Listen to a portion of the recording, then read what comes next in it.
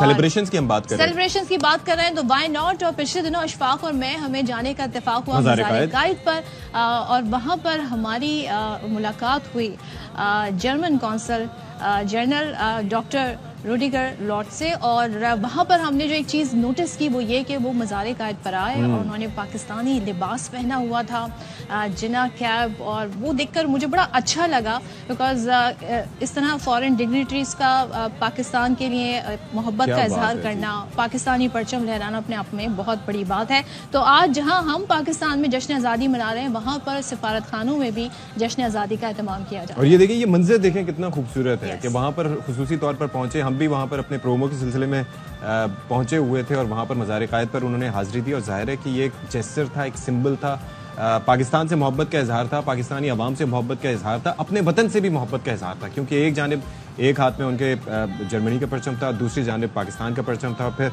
And में बाबाए कौम की आखिरी आरामगाह के सामने खड़े होकर उन्होंने पाकिस्तान का परचम लहराया। तो उनका अंदाज पाकिस्तानियों को बहुत भाया।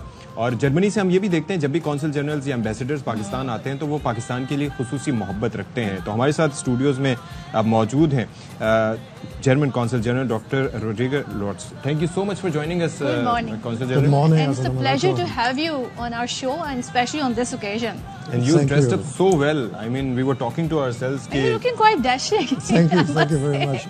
So what is the story behind this attire, and what inspires you to wear this dress? Well, I think there are two reasons. First, it's really a sign of respect to people and the culture and the history of this country. And in addition, it's very comfortable. It is indeed. It is both.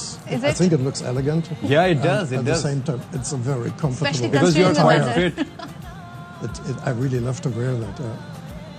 And what's the story behind the Jinnah cap? You know, Qaid-e-Azam Muhammad Ali Jinnah used to wear this.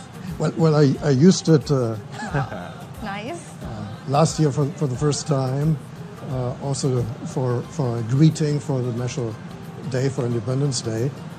And I think to commemorate the vision and the legacy of the Qaid-e-Azam, I think that is a bit a symbol of that. So you are here, it's been 2 years that you are here in Pakistan. It has been So 2 years now. how has been your experience in Pakistan so far? It's a very nice experience. I'm here with my family, and our son is also here. People are very hospitable and warm. Yeah, they I are. think, and that's the most important thing. We have many friends here. Karachi has such an active social life, so we enjoy our stay very much. So as a consul general, what do you think? What is your goal and priority, and especially what these two countries, Pakistan and Germany, what can they do, like, to strengthen their ties, their relationship? As always, the role of a diplomat is to deepen the bilateral ties, to improve the relations. I think at the moment what is very high on our agenda is business relations, economic relations. I see that there's so much more we can do. We have a trade exchange of about 4 billion, which is nice, but it can be much more. You know, I've seen there are so many students who are willing to go to Germany. Yeah. I've seen and I've heard that the education is comparatively quite inexpensive in Germany. So there are my friends, there are people from China, there are people from other countries. So is that true? We don't have basically fees for international students at public universities. It's basically for free once you're accepted at the university.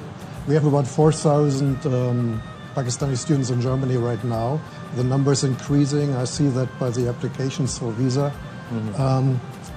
And I think it's a win-win situation. We have an interest to get skilled young people here, and many Pakistani young people look for opportunities abroad.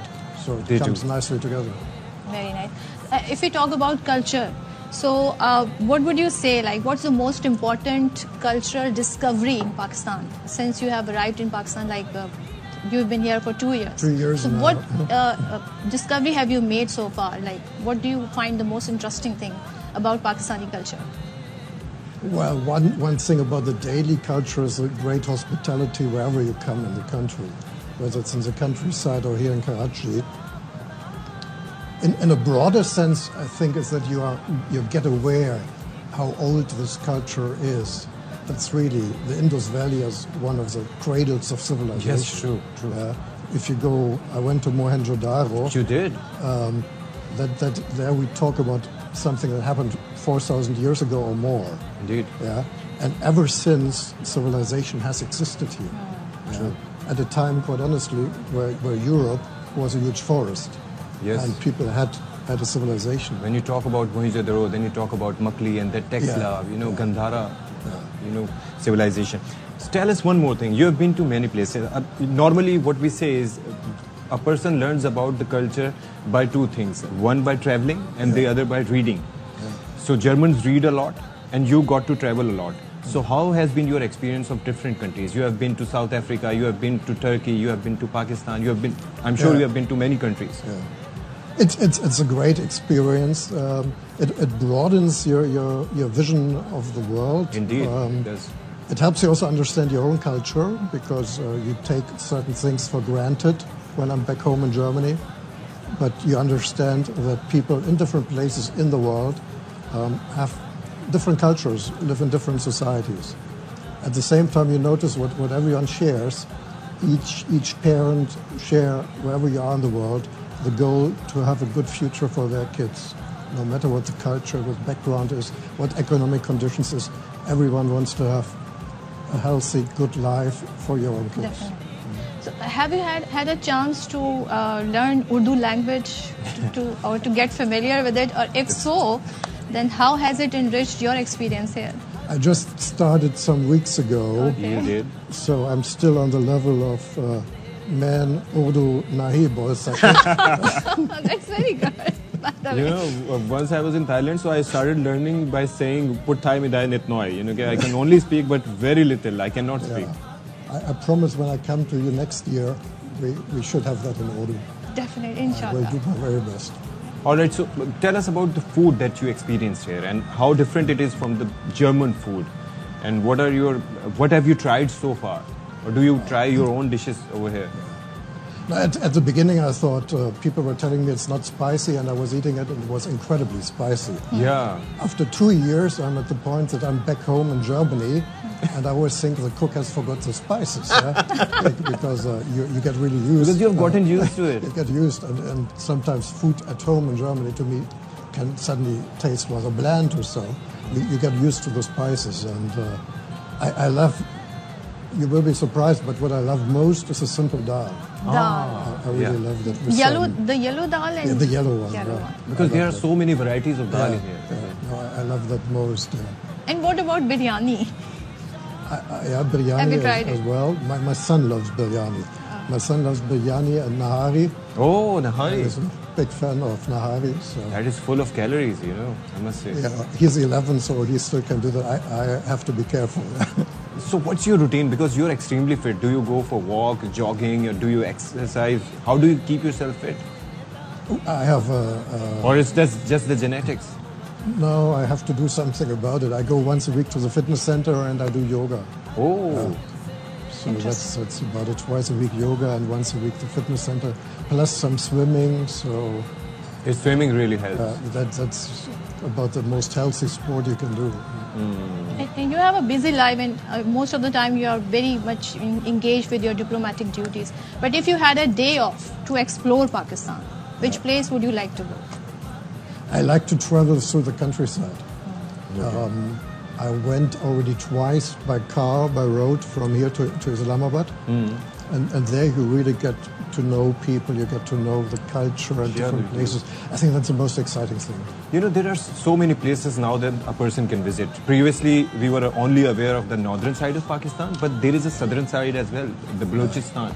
And there are so many places. You can go to Kund Malir, and it's a whole side that is relatively unexplored. So you should also visit there. It's a beautiful, place.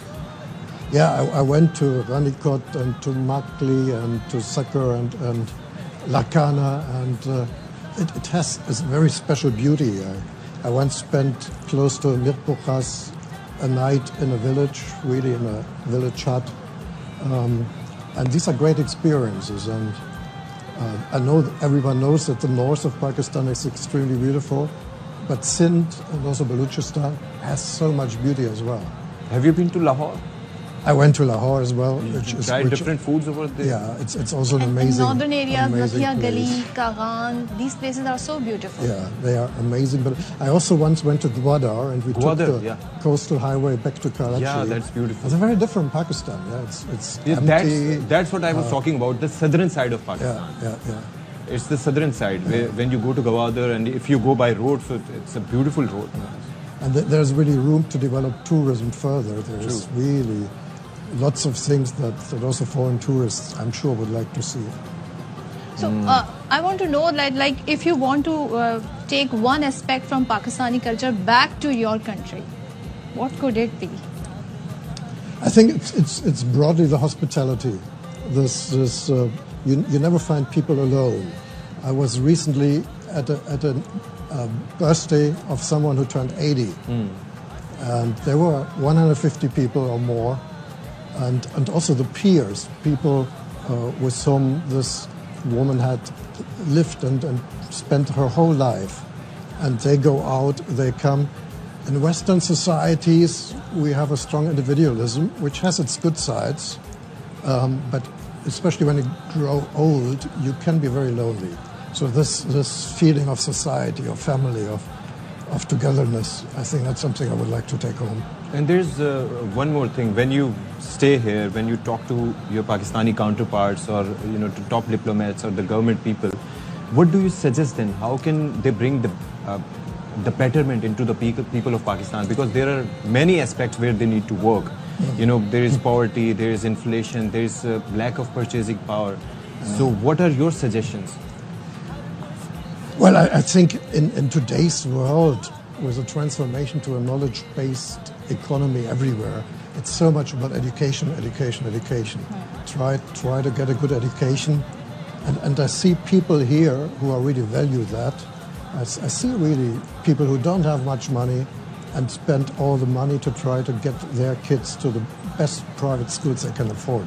And I think that's the approach to try to work on education and to learn something. Work on education. One is thing everything. I want to know about, and in your personal view, because as time passes, societies somehow lose touch with their historical roots. How much important it is to reflect and remember its past? How much value do you give it? I think it's of key importance. There's a saying that a people without knowledge of its history is like a tree without roots. It doesn't work. It falls down. So you need the roots of the knowledge of your history. And for that, I think a day like today, Independence Day, where the whole country comes together and celebrates and thinks about the wonder of the existence of this country, I think that's so important. All right. Thank you so much, Thank Mr. you so much Constantine, for coming, for being with us. It was a pleasure to have you on the show, and I wish we had more time so that we can sit and talk, because there are so many topics that we can explore and we can talk about, but the time is very limited. So thank you so much. Thank you so much for Thank sharing you. your Thank you so perspectives, and we look forward to Seeing you further again. collaboration. Thank you so much. Pakistan. Or you might invite us. Pakistan. Pakistan Pakistan Zindabad. Zindabad. Thank you Thank so you. much, Your Excellency.